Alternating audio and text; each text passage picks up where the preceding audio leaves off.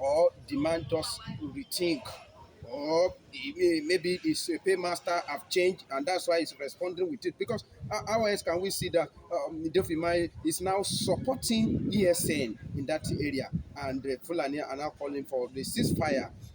How do you want to describe this situation in the southeast? Everybody knows that recently he attacked Kwankwaso when Kwankwaso said that Tinubu's government is factored to against the northern interest, and he was able to put Kwankwaso very close to the record on ground that Tinubu's government is never like that, and it has been the North have been having their own fair share at the end of the day. But what surprises many of Biafrans is a sudden repentance and asking for the Igbos to see him as a true Biafran and a true Igbo man this time around is what surprises many, because for some time now, when he was governor of Ebonyi State, we saw his outburst against Mazi Nnamdi Kanu. We saw his trying to create a bubago and the rest of them against the tactful, proclaim and found out and registered that stood against any form of attack by the Fulanis in our farmland and different parts of the eastern part of the country, of which that's the purpose of establishing ESN as at that time by the Mazi Nnamdi Kanu, who is seeking justice somewhere in DSS custody currently now. I think we must give kudos to Mazi Nnamdi Kanu anytime, any day. The world must hear him one day, and I believe that the liberation will smile at him. Liberty will come, in one way or the other for him, and he will be celebrated by both the enemies and those who see him, as a man who fought reality on ground. But let us look at what Umayi is trying to say at this point in time. He makes it very clearly, as you can see in that video, where he was challenging the state to an extent of questioning the rationale why ESN has not been able to be withdrawn from our forest. I think the fear of that is that it has been proved that there's so much resistance from the ESN against what is happening in the killings, especially the one that took place in Owerri, where it is being said that some of the people they saw there, that came and opened fire on innocent Imo citizens, we are wearing hijab, wearing, covering face, carrying arms, we don't know whether they are female, we don't know whether they are female, we don't know whether they are federal government, Fulani agencies, we don't know whether they are Nigerian army, we don't know who they are, but they came suddenly and open. These are the things that are happening in almost all the forests and boundaries, in Enugu, Benue, the same thing, and ESN has taken over all those, and to an extent, rubbished, the agenda. There's mass exodus already, that even in their respective ID camp that they call Ruga, they say is Ruga must be established in the eastern part of the country. You saw what Christopher Musa was saying, every 36 states of the federation must accept Ruga and all that. So Umayi, surprisingly, without that apology, defended the Eastern Security Network, and the reason is clearly that, up to an extent, they have been able to resist influx of jihadists in the eastern part of the country. And the question is, what are these people actually doing in the eastern part of the country? That's the question we need to ask ourselves. What is the purpose? What are they looking for? Why are they always in our forest, macheting, killing, raping women, and destroying our farmland with their cows? And you feel that the people should not stand up for it. But when Mazi Nnamdi Kanu came with this idea of ESN, a lot of them shut it down because they believe that it's not something that's going to work. And by the virtue of their position with the federal government, they're going to, it's not going to work. They will use all manner of influence, But that is what the people are saying today. Embargo is dead. The ESN seems to be taking so much risk to liberate our women in their respective forests. Who saw the onslaught in Benue Enugu borders? You can see the massive clearance there, by the ESN, and to an extent, the fight is still ongoing. And having seen that, I think to an extent, maybe David Omar has been getting report on the successes recorded by the ESN, and looking at it, there's nothing they cannot do. They cannot hide from the truth, not to attract public anger against them for kicking against those who are defending humanity in the eastern part of the country, who are defending civilization in the eastern part of the country. I think that's why he came out and, and made it very clearly that Mazen Nnamdi Kanu was actually right, and that ESN has actually come to stay. And it has angered the caliphate to an extent that they are challenging that he used his instrument.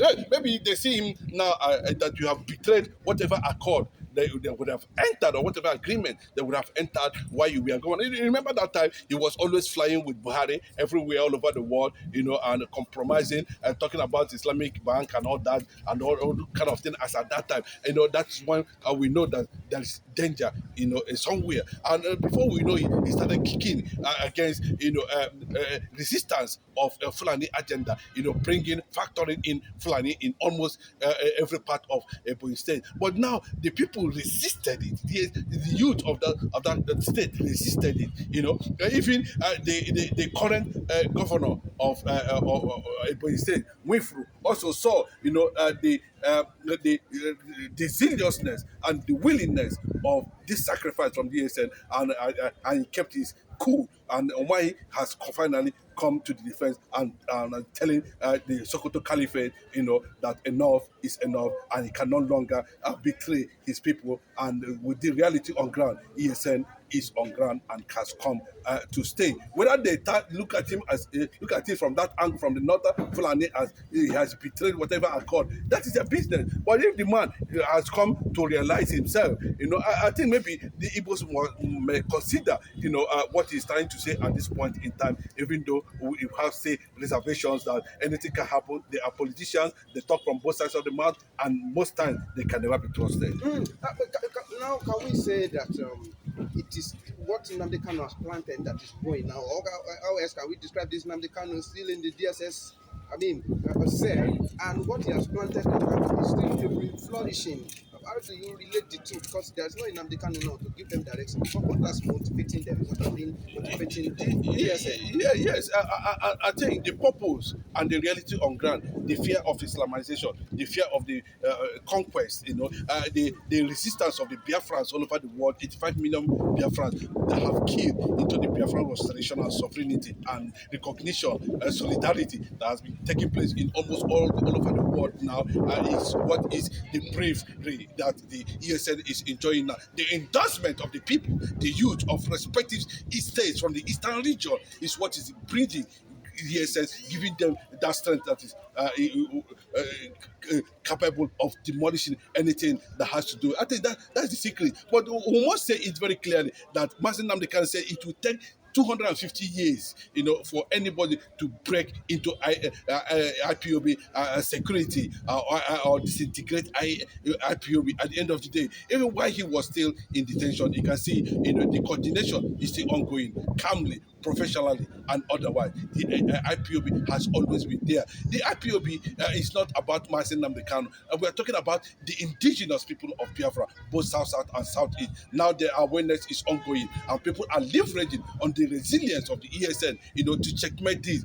Imagine what would have become of the eastern part of the country. It would have been hitting some urban areas by now, entering churches, entering some places, to do all manner of things, like we saw in some part of Middle Belt, and some part of Castina, and other parts of the north too, and without any reservation. And I can tell you that most of the kingpins, who are being drafted into the Nigerian army, under these guys that they are repentant Boko Haram, are the ones who are being sent on a mission with uniform, to carry out such attacks.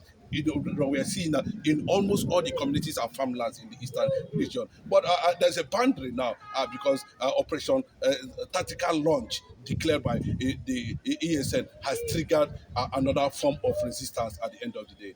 DOS, ESN, what's the difference? And do you think they are working together now? Or what is your observation Uh, about these two categories? DOS, is more of admin, but if you see, ESN is just the purpose, according to Mazinam Dekano, was, I think, I don't know how he managed to know what was going to happen as at that time, and till now, that these things are actually coming, and there's no need for us to put such security details in place. But now that Umahi has come to embrace and defend ASN, it that means Mazen Namdekano, would have foreseen, what was actually breeding, or what was actually going on, or have the intelligence, and they were able to, stand that. So he crafted and created a standing resistance, movement against the jihadist conquest in Biafran land, because these are the things oath their grandfathers Uthman Dafodio took, that until South is being brought down, there will be no rest. So you can see that, now these are some resistance, and they are also getting reports. The Fulani leaders and oligarchy are also getting reports of development of what is happening there. Maybe they have sensed there's massive resistance and the clearance of this thing in almost all the forest, and that was why they are ordering Omahi to respect whatever accord or whatever agreement they have entered in the past. Lastly, before you go, let's talk about Samuel Ekpan in Finland. He also contributed to some of this security architect in the southeast. Can you briefly tell us his input in all these things that has come to stay? Yes, I think the attention shifted after the unfortunate illegality that took place in Kenya, which the world is working out completely now to take charge. That was where someone actually stepped in. A great guy, he did well. A Biafran Finnish Finland activist. Let me put it that way. He was a politician. He also involved as a reservist, army reserve, soldier reservist, army reservist in Finland. That means he is ready to defend Finland at any point in time. And I think to an extent he brought that knowledge, trying to, even though he was not able to do anything, but the shouting alone and the revelations alone, the ginger alone, let me put it that way, the sanitization alone added value into the continuous jihadist warfare in the eastern part of the country. Thank you very much.